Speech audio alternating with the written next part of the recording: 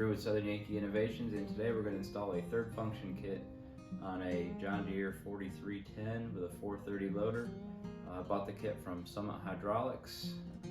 I will forewarn you, to do this you have to remove the back tire to access the third function on the valve that's already in place. This kit tractor is a 15 gallons per minute dealer do universal. However, I did the rest hydraulic third function kit from Summit Hydraulics.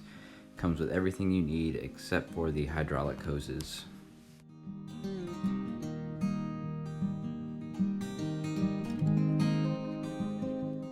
If you're unsure if this will work for your tractor, you can either give them a call or they have a live chat function during business hours and they're able to assist you.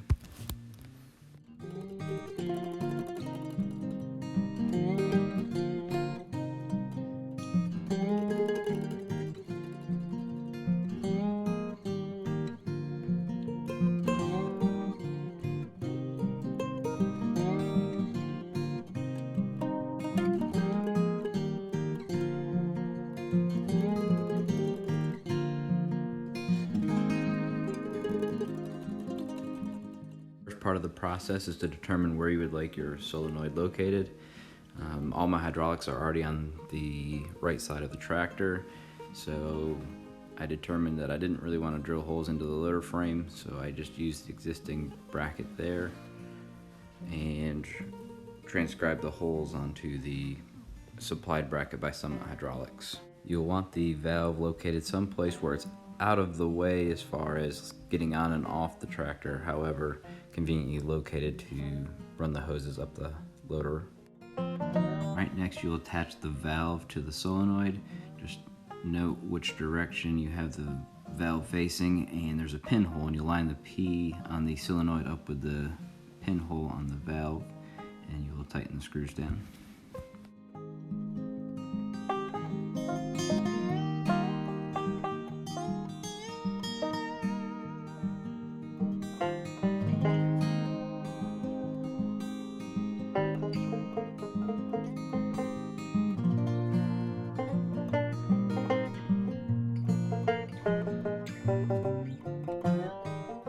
Next thing I started doing was getting my hydraulic connections together.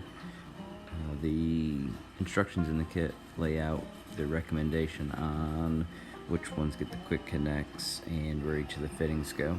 Depending on your tractor, you may need to switch some fittings out.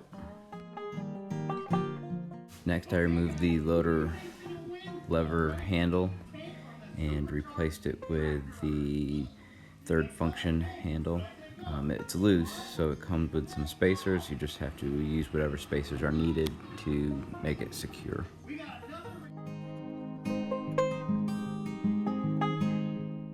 Before you tighten it down, I recommend sitting in the seat and adjusting it so you get the positioning right. You can either use your front four fingers or you can use your thumbs depending on what you prefer.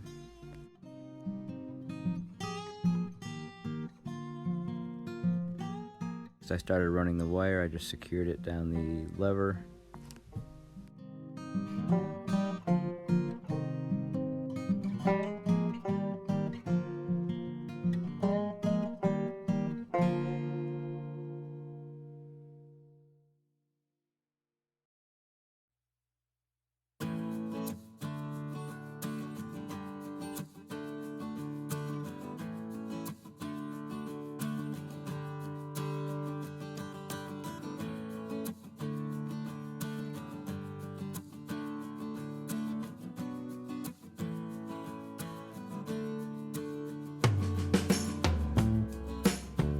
Moved the boot where the loader lever goes through and ran the wires up towards the circuit panel.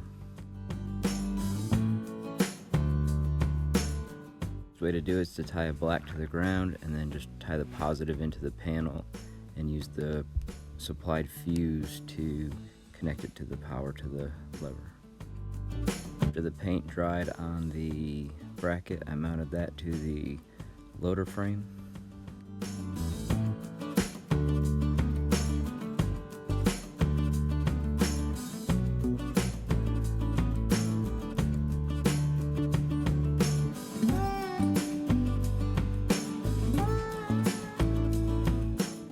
then mounted the valve and solenoid to the bracket.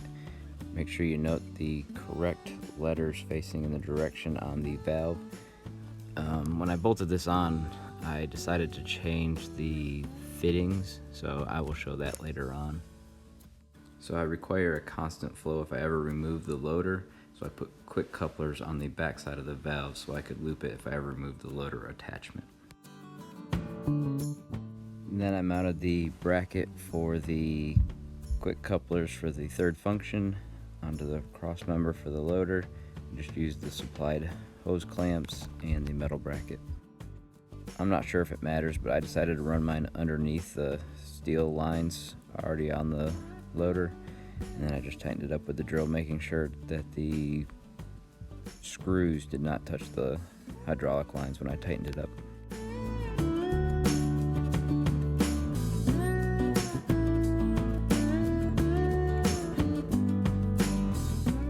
Next, I installed the 1/2-inch Pioneer quick couplers onto the bracket.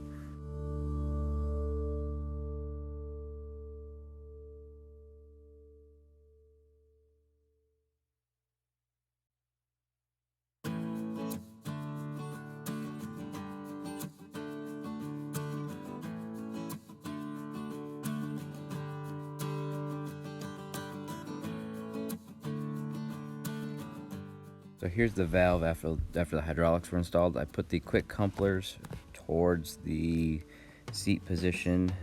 That way, if you ever detach the loader, you could quick couple everything back together and still function without a loader. And then I hard lined it to the front for the third function at the front of the loader. For time purposes, I did have the dealer install the hydraulic lines to the rear of the tractor. And then here's the tractor with the grapple already on it, and then I just function tested with some small trees, and everything worked great.